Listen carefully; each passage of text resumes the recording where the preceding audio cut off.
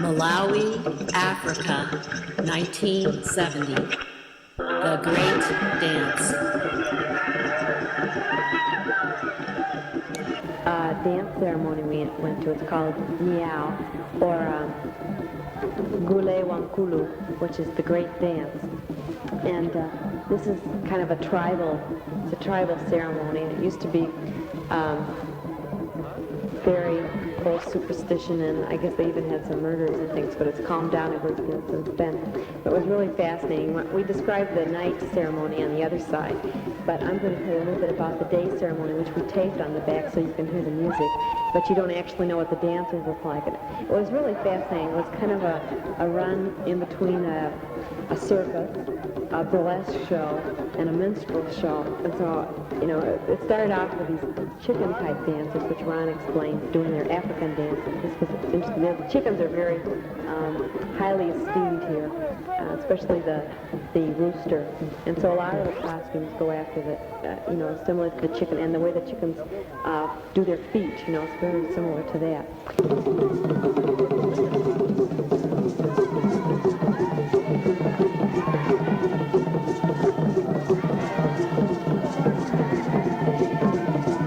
Then they had a clown who was kind of powdered white and was very clumsy and made all these mistakes and really couldn't dance too well. And he was probably pretty drunk on Chibuku beer.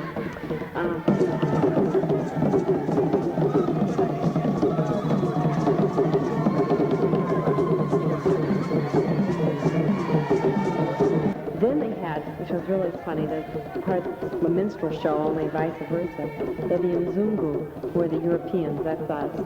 And they had wooden faces, but they were painted bright red because according to the Africans, that's what we look like, red.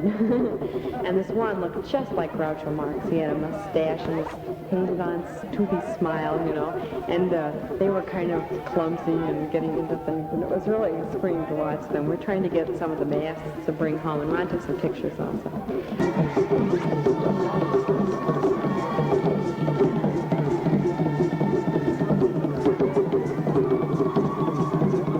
And then they had one man who was could have been in a striptease show, only he was male instead of female, doing a quite vivid dance, which was very interesting.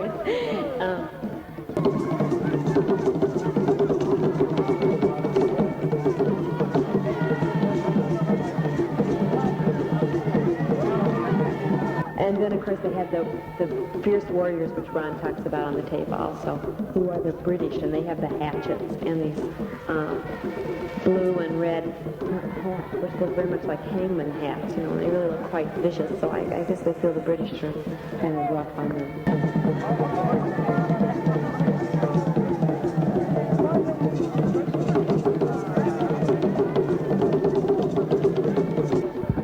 So it was really a fascinating dance, and I hope if you come that you'll be able to see this. It's amazing that this goes back so far, and to see so much of our own culture, you know, related into this dance. To watch the strange ceremony of the Nyau, because to this most sacred and mysterious ceremony. In order to participate in this ceremony, each person attending must pay £1, 5 shillings. We are now on our way in the car. We are going over the back roads, the bush. The road is pretty bumpy, and in spots there is no road, so we make our own, going through trees, brush, bush, scratching the under structures of the car, hoping that it does not puncture the gas tank or tear out any of the electrical system. And we approach, in the distance, a village. This village is the village of our houseboy. In the background we see strange figures, 10, 12, 13 feet high, moving mysteriously in the moonlight. We are cautioned not to have our lights of our car strike any of these figures. So therefore we dim our lights and travel the next few yards to our houseboy's home in deathly black cover of night.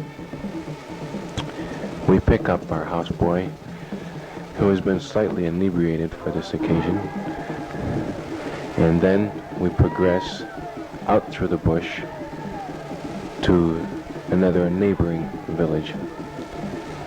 We drive through the bush until finally we see a campfire. Around the campfire are many men. These men, we are told, are the guards. These guards are guarding the Chimbuku beer, which will be quaffed till it is all gone the following day. Inside the hut made of mud and the grass roof, we see 10 or 12 goats inside their pen. The women are inside singing, clapping, and chanting. They're comforting the woman here because 2 months ago she lost her husband. Outside, the men are sitting around the campfire, smoking and telling stories, waiting for the arrival of their chief, and so that we may go to the ceremony to see the Nyau. Elias has quietly negotiated with the chief and paid our admittance fee, and we are sitting around talking, anxiously expecting our approach to the sacred dancing grounds where the ceremony will take place. Finally, Elias tells us it is time to go. Now, to get the full effect of this, you must picture the following. It's a dark, starlit night, very typical of Africa. The moon is full and orange like a Halloween moon, and we're not allowed to light our flashlight. And we must follow single file. We walk through this very narrow path with the tall, dry grass rustling and the full moon shining down. And all of a sudden we see these tall figures swaying back and forth, and they must be 10 feet tall and 3 feet wide or 6 feet wide. And we hear this moaning sound as it goes back and forth. And this is the Nyau dance, which we are now approaching, the celebration of this. And Elias tells us not to be afraid, so we try also not to be afraid, but this is not easy. We come to a big open space, which we're told is the dancing grounds, and they bring us our 4 chairs. We're the only people that have chairs. And we sit down and we wait a while longer. And then they ask us if we'd like to go back further and see the preparation grounds where the people prepare to get into their costumes. And of course, what could we say but yes? So again, we march singly through this tall, swishing grass, and we hear these moaning sounds. And we get to this tall figure, and Elias says, "Would you like to touch this, madame?" And I say, "Oh yes, I would like to touch this, this 12-foot figure." It looks very much like a rooster, and it is made out of straw, woven together. And we see them lying down, and they ask us if we would like to, they asked me if I would like to get in it. So I got in one of these. They have holes to see out of them. And here we were explained the secrets of the Nyau. And if you come to Africa, we will take you to one, and you too can know the secrets of the Nyau. And we also saw 2 of the dancers. And then after this, we went back to the big dancing grounds, and we sat down and we waited. And pretty soon the 5 drums started beating, and the people started singing and clapping. And these big figures shaped like roosters. One was 12 feet tall and must have been 6 feet long. And they come gliding into the circle, and they twirl around and glide all around. And also there were 2 dancers that were dressed up to be like chickens, and they looked like someone had given them a petticoat, and they had cut off about 6 inches, and they had that around their waist, and they had little ruffles around their feet and little ruffles around their neck. They were quite good dancers, and they stirred up a lot of dust. And as the if the people liked the way they danced, then they would reward them with a penny or 3 pence.